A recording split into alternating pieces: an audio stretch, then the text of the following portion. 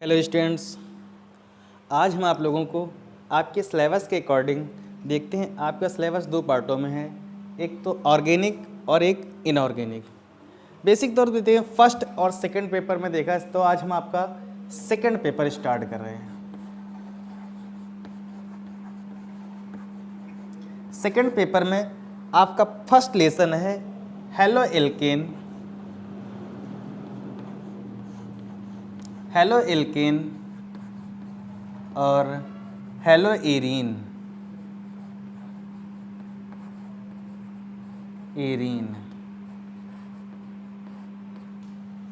Halo alkane और hello arene.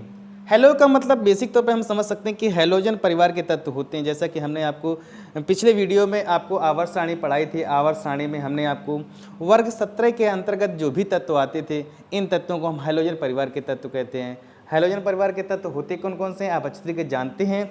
कल हमने आपको बाई ट्रिक बताया था कि वर्ग 17 के अंतर्गत जो तत्व आते हैं वो होते हैं फ्लोरीन, क्लोरीन, ब्रोमीन और आयोडीन। एस्टेटिन भी होता है उसे, लेकिन हैलोजन वर्ग की तत्वों की श्रेणी के अंतर्गत नहीं रखा गया है। देखते हैं हैलोजन। अब बात करते हैं हेलो एल्केन। एल्केन श्रेणी की बात करते हैं। एल्केन श्रेणी हेलो एल्केन, जैसे कोई तत्व है, यहाँ से कैपिटल आर है, इसको एल्किल ग्रुप कहते हैं, कैपिटल आर।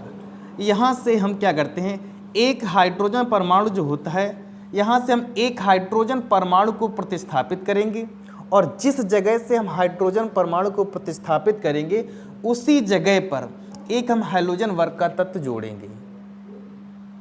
जैसे कि आपकी एल्केन श्रेणी थी मीथेन, तो यहाँ से हमने एक हाइड्रोजन परमाणु को प्रतिस्थापित किया। प्रतिस्थापित करने पर सीरीज आपको कुछ इस टाइप में प्राप्त होती है। एक हाइड्रोजन परमाणु को प्रतिस्थापित किया, जिस जगह से आपने हाइड्रोजन परमाणु को प्रतिस्थापित किया था उसी जगह पर आपने हैलोजन वर्ग के तत्व को जोड़ दिया। एग्जाम्पल के तौर पर देखते हैं कैसे। जैसे कि आपकी एल्केन श्रेणी के अंतर्गत देखा ये मीथेन है। हमने आपको वो बताया था, मीथेन जो होती है हाइड्रोकार्बन के अंतर्गत एल्केन श्रेणी के अंतर्गत आती है।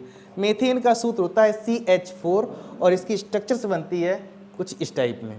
यहाँ से हम क्या करते हैं, एक हाइड्रोजन परमाणु को प्रतिस्थापित करते हैं और जिस जगह से एक हाइड्रोजन परमाणु को प्रतिस्थापित करते हैं उसी जगह पर एक हैलोजन वर्ग के तत्व को जोड़ते हैं। हैलोजन वर्ग का तत्व यानी कि हम कह सकते हैं कि X की जगह पर हम लिख सकते हैं फ्लोरीन, क्लोरीन, ब्रोमीन और आयोडीन। तो यहाँ पर जो X है, यहाँ पर हम कुछ भी लिख सकते हैं। यहाँ पर हम लिख सकते हैं फ्लोरीन लिख सकते हैं, क्लोरीन लिख सकते हैं, ब्रोमीन लिख सकते हैं, आयोडीन लिख सकते हैं। माना कि हमने कुछ इस टाइप में स्ट्रक्चर्स को बना के तैयार किया। CH single bond H। यहाँ पर X की जगह पर हमने आपको बताया कि यहाँ पर आप लिख सकते हैं फ्लोरीन, क्लोरीन, ब्रोमीन और आयोडीन। तो ये आपका हेलो एल्केन का एक पार्ट यहाँ पर हम देखते हैं कि मोनो हेलो एल्केन के एक नाम से पुकारते हैं। जैसे कि मोनो हेलो एल्केन में मोनो मीन्स होता है 1, तो हैलोजन वर्ग का तत्व तो सिर्फ एक जुड़ा होना चाहिए। कैसे, जैसे कि CH3Br, ये आपका हैलोजन वर्ग का तत्व है। ये देख लीजिए CH3CH2Cl, ये आपका हैलोजन वर्ग का तत्व है।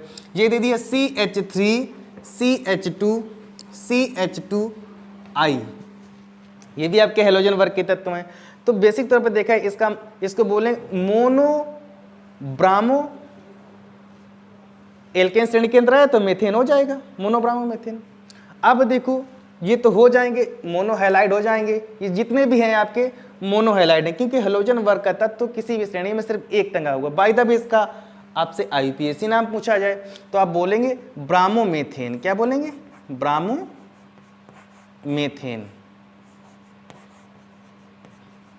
इसको बोलेंगे क्लोरो एथेन, क्योंकि इसमें कार्बनों की संख्या कितनी है, 1, 2। इसका एक रूल्स होता है, काउंटिंग IUPAC नाम लिखते समय काउंटिंग सदैव उस साइड से करते हैं जिस साइड से हैलोजन वर्ग का तत्व पास में मिलता है, निकटतम मिलता है सीरीज से। तो यहाँ देखते हैं हेलोजन वर्क करता है तो हमारा ये लगा हुआ है क्लोरो, यहाँ से हमने इसके जस्ट वाला जो कार्बन है यहाँ से काउंटिंग करना शुरू की, तो 1 और 2, 1 कार्बन से मीथ कहते हैं, 2 कार्बन से ईथ कैसे, इसलिए हो जाएगा क्लोरो एथेन। इसी प्रकार इसका हो जाएगा आइडो, यहाँ से काउंटिंग कर लो 1 2 3, क्योंकि ये हमारा हेलोजन वर्क का तत्व लगा हुआ है आई, तो यहाँ से हमने कार्बन से काउंटिंग है 1 2 3, तो इसका हो जाएगा आइडो प्रोपेन। इस टाइप में ये हमारे आईपीएसीएस होती हैं। इसके आगे और देखिए एग्जांपल्स के तौर पर और देख लेते हैं। देखिए जैसे कुछ आईपीएसीएस हैं, जैसे दे दिया CH3 single bond CH2 single bond CH2 single bond CH2Br, इस टाइप में कोई आईपीएसी दे दी, तो यहाँ पर आप देखते हैं कि जिस जगह पर आपका हेलोजन वर्क का तत्व लगा होता है और जिस सीरीज से निकटतम होता है, काउंटिंग हम सदैव उसी साइड से करते हैं। इस सीरीज में हम देखते हैं कि कार्बन जो हमारा हेलोजन वर्क का तत्व है, हेलोजन वर्क का तत्व हमारा इस जगह पर लगा है, तो काउंटिंग सदैव उसी साइड से की जाती है जिस साइड से कोई हमारा हेलोजन वर्क का तत्व लगा होता है। काउंटिंग करते हैं 1 2 3 4, तो इसका आईपीएसी नाम हो जाएगा 1 ब्रामो ब्यूटेन, 1 ब्रामो ब्यूटेन, इस टाइप में। जैसे कि इसकी कुछ पार्ट श्रृंखला दिए जाते हैं किस टाइप में, जैसे कि CH3 single bond CH single bond CH3 single bond CH single bond CH3 single bond CH2Br, या फिर Cl, कुछ भी दे दिया, कोई सा हेलोजन वर्क करता तो दे दिया। जब ऐसी सिचुएशंस होती है तो सस्पेंस हो जाते हैं हम कि इसमें काउंटिंग कहाँ से करें, कैसे इसका आईपीएसी नाम दे। तो आपको सबसे पहले फर्स्ट ऑफ ऑल यही आपको पता होना चाहिए कि कार्बन की जो सीरीज होती है, सबसे लंबी कार्बन की चैन देखते हैं। सबसे लंबी कार्बन की चैन देखने के बाद फिर ये देखते हैं कि हेलोजन वर्क का तत्व हमारा किस जगह पर लगा हुआ है। तो हम देख रहे हैं हेलोजन वर्क का तत्व तो हमारा इस जगह पर लगा, काउंटिंग देते हैं 1 2 3 और 4, आपने काउंटिंग दे दी। जब आपने काउंटिंग देखती आप देखते हैं कि 2 पर और 3 पर क्या लगे हैं, मेथिल, तो आप कहेंगे 2,3 डाई मेथिल, और बेटा 1 पर क्या था, 1 पर आपका था क्लोरो, और टोटल काउंटिंग क्या है, ब्यूटेन। इसमें यह भी हो जाता है कि जब तत्वों का नामकरण करते हैं तो सबसे पहले देखते हैं कार्बन की सबसे बड़ी सीरीज कौन सी होती है, इसके बाद ये देखते हैं कि हेलोजन वर्क का तत्व किस जगह पर लगा हुआ है। उस जिस जगह से हेलोजन वर्क का तत्व लगा होता है काउंटिंग सदैव उसी साइड कहते हैं। और जब इसका नामकरण करते हैं तो हम ये और देखते हैं कि अंग्रेजी के वर्णमाला क्रम में सबसे पहले कौन सा तत्व आ रहा है, कौन सा हेलोजन वर्क का तत्व आ रहा है। तो काउंटिंग सदैव उस साइड से करते हैं जिस साइड से कोई हेलोजन वर्क का तत्व लगा होता है।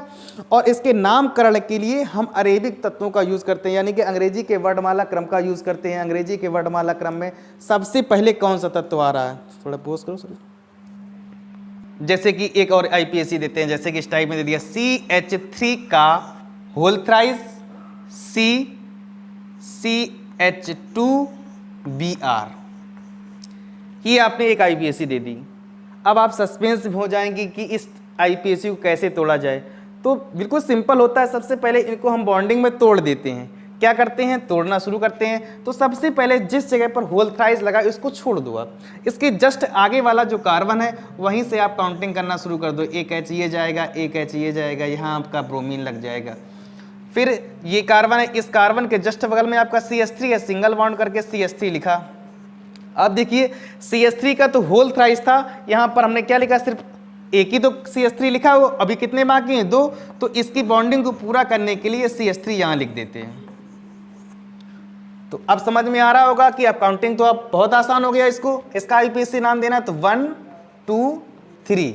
तो आपने कहा 1 ब्रामो, अंग्रेजी के वर्णमाला क्रम में देखते हैं 1 ब्रामो 2,2 डाई मेथिल, और टोटल काउंटिंग आपके क्या है, प्रोपेन। समझ में आया। इस टाइप में ही आप कर सकते हैं, किसी भी टाइप के, जैसे कि एक और दे देते हैं, इस टाइप में दे दिया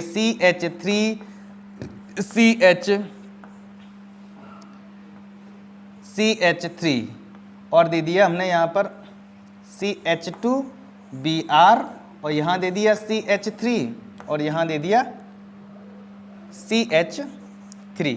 तो इस टाइप की आईपीएसीज को आप कैसे बनाएंगे? तो इसको बनाने के लिए हम देखते हैं कि कार्बन की सबसे बड़ी सीरीज हमको कहाँ से प्राप्त हो रही है, सबसे बड़ी चेन कौन सी है। तो कार्बन की सबसे बड़ी चेन को देखते हुए तो हम ये देखते हैं कि कार्बन की सबसे बड़ी चेन, या तो फिर यहाँ से जिस साइड से हैलोजन वर्क करता है लोग का काउंटिंग आप वहीं से करते हैं, तो आप देखते हैं कि 1 2 3। अगर यहाँ पर हमारा हैलोजन वर्क करता तो नहीं होता, तो आप क्या करते, तो आप करते 1 2 3, आप दोनों साइड से फ्री थे आप, लेकिन यहाँ पर हमारा हैलोजन वर्क का तत्व लगा हुआ है ब्राह्मो, इसलिए काउंटिंग सदैव उसी साइड से होगी जिस साइड से कोई हैलोजन वर्क का तत्व लगा होगा। तो हमने काउंटिंग की 1 2 3। तो आपका क्या है, 1 पर क्या है बेटा, 1 पर ब्राह्मो, 2 पर क्या है 2 पर नीचे और 2 पर ही ऊपर, तो 2 और 2 है तो डाई क्या है, मेथिल, 2 डाई मेथिल, और टोटल काउंटिंग क्या है, प्रोपेन। ओके।